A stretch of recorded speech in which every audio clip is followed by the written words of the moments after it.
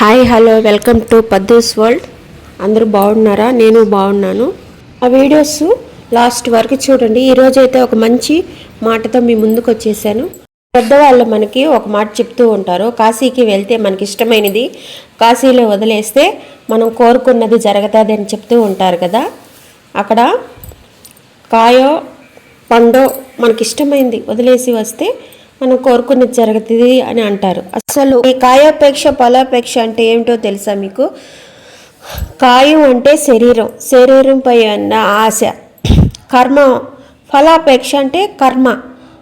మనం వాళ్ళ మీద వీళ్ళ మీద చాడీలు చెప్పడం, వాళ్ళని వీళ్ళని తిట్టడం, అనవసరమైన వాటికి అది నిజమో కాదో తెలియకుండా వాళ్ళ మీద మనం అబద్ధాలు చెప్పడం, ఇవన్నీ వదిలేసి రావడం అన్నమాట కాశీలో. అవన్నీ వదిలేసి వచ్చి భగవంతుడి స్మరణతో బతకమని అర్థం. మనం అవన్నీ ఏం చేయము. నేను అక్కడ నాకు ఇష్టమైంది ఆ పండు వదిలేసా, ఈ కాయ వదిలేసా, నేను ఇంకా ఏమైనా చేయొచ్చు అని చెప్పి మనం ఇక్కడ ఇష్టం వచ్చినట్టు చేస్తుంటాం. అది కాదు దాని అర్థము. భగవంతుడికి మన కర్మలన్నీ అక్కడ వదిలేసి మంచిగా బతకడం అనే అర్థం అండి. మనుషుల్ని నమ్మటం కన్నా భగవంతుని నమ్మడం మిన్న.